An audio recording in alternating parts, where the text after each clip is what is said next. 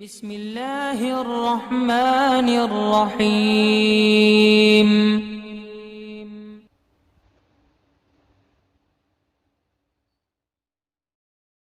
وعلیکم السلام ورحمۃ اللہ۔ ندیم رضا حنفی اکولا سے، ہمارے سنی جمعیت الاحناف یوٹیوب چینل کے ایڈمن، یہ صاحب پوچھتے ہیں حضرت حضور، آپ نے ایک آڈیو میں فرمایا لوگ غریب نواز کی دیگ میں خیرات ڈالتے ہیں، کچھ لوگ اس لفظ خیرات پر اعتراض کر رہے ہیں، وضاحت فرمائیں۔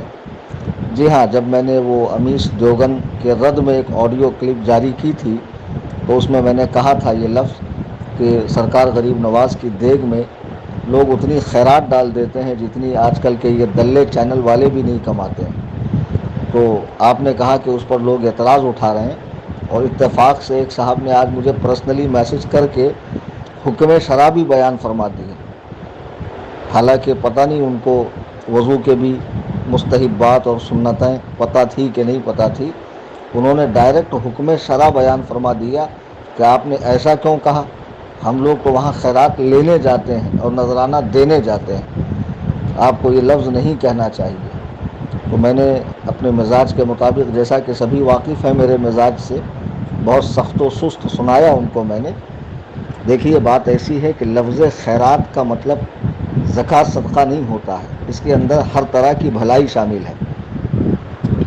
جیسے قرآن نے لفظ صدقہ کہا تو صدقے میں زکوٰۃ بھی آ گئی، مطلق صدقے کے اندر زکوٰۃ بھی آ گئی، صدقہ واجبہ، نافلہ، جان مال کا صدقہ، عزت و آبرو کا صدقہ، ہر طرح کا صدقہ آ گیا۔ اسی طرح لفظ خیرات یہ خیر سے بنا ہے، اس کے اندر ہر طرح کی بھلائی آ گئی، ہر طرح کی بھلائی آ گئی۔ اب جو لوگ دیگ میں پیسہ ڈالتے ہیں تو مقصد کیا ہوتا ہے؟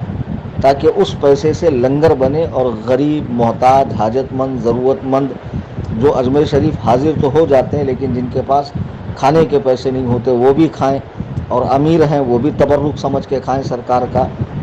تو اس لفظ پر اعتراض کرنا بنتا ہی نہیں ہے، یہ تو جہالت ہے، کم علمی ہے۔ پوچھ لینا چاہیے کہ آپ نے اگر یہ لفظ کہا تو اس کی صراحت فرمائیں، وضاحت فرمائیں، کیا معنی ہے، کہیں میں تو غلط نہیں سمجھ رہا ہوں۔ ڈائریکٹ حکم شرع بیان کرنا کہ آپ نے غلط کہہ دیا، تو ایسا کہنے سے پہلے آپ کو کسی مفتی سے رجوع کرنا چاہیے، دارالافتاء میں جانا چاہیے، مجھ پر توبہ، تجدید ایمان، تجدید نکاح کا حکم لانا چاہیے۔ ہاں، آپ کی تو یہ حیثیت ہے نہیں کہ آپ حکم شرع بیان کریں۔ میں ان صاحب کی بات کر رہا ہوں جنہوں نے مجھے حکم شرع بیان کیا۔ بہرحال یہ لفظ میں کوئی قباحت نہیں ہے، خیرات کا معنی یہ ہے کہ لوگ اس میں بھلائی کی نیت سے پیسے ڈالتے ہیں۔ اب ظاہر سی بات ہے کہ کوئی اگر شرابی ہو، کسی کا شراب کا کاروبار ہو، سود کا کاروبار ہو، ہاں حرام کاروبار ہو، تو لوگ تو ایسے پیسوں کو اچھی جگہوں پر خرچ ہی نہیں کرتے، تو ظاہر سی بات ہے وہ دیگ میں نہیں ڈالیں گا۔ اب جو لوگ جاتے ہیں حسب حیثیت ڈال دیتے ہیں تاکہ لوگ اس سے لنگر کھاتے رہیں، غریبوں کا بھلا ہوتا رہے، تو خیرات اور کہتے کس کو ہے؟ معاذ اللہ رب العالمین، اس میں کون سی سرکار غریب نواز کی گستاخی ہو گئی؟ ہر لفظ کو گستاخی کا عینک لگا کر دیکھنا، کسی کی مراد نہ سمجھنا، تعبیر کو نہ سمجھنا، کسی کے الفاظ کے معنی و مفہوم کو نہ سمجھنا، اور اٹھتے ہی جو ہے منہ زوری کر لینا، یہ اچھی بات نہیں ہے۔ میں نے جو کہا ہے کہ لوگ دیگ میں خیرات ڈالتے ہیں تو اس خیرات کے کئی معنی ہوتے ہیں، اس کا معنی زکوٰۃ صدقہ ہی نہیں ہوتا ہے۔ زکوٰۃ میں تو تملیک فقیر شرط ہے، یعنی فقیر کو مالک بنانا، دیگ میں ڈالنے سے زکوٰۃ تھوڑی ادا ہوگی۔ تو اس میں ہر طرح کی بھلائی، کوئی یہ چاہتا ہے کہ جب میں اندر جا رہا ہوں تو اس میں پیسہ ڈال دوں تو سرکار غریب نواز کی بارگاہ میں میری دعا جلد سے جلد قبول ہو جائیں گی، تو کیا یہ خیر کا کام نہیں ہے؟ کوئی سوچتا ہے کہ میں ان چادر چور مجاوروں کو دینے سے اچھا ہے دیگ میں ہی ڈال دوں تاکہ یہاں سے لنگر بنتا رہے، لوگ کھاتے رہیں۔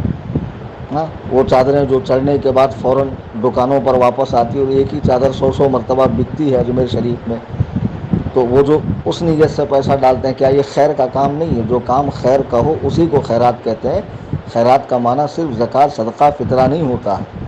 امید قوی ہے کہ یہ بات آپ کے ذریعے اور لوگ سمجھ جائیں گے جن کو اعتراض ہو رہا تھا۔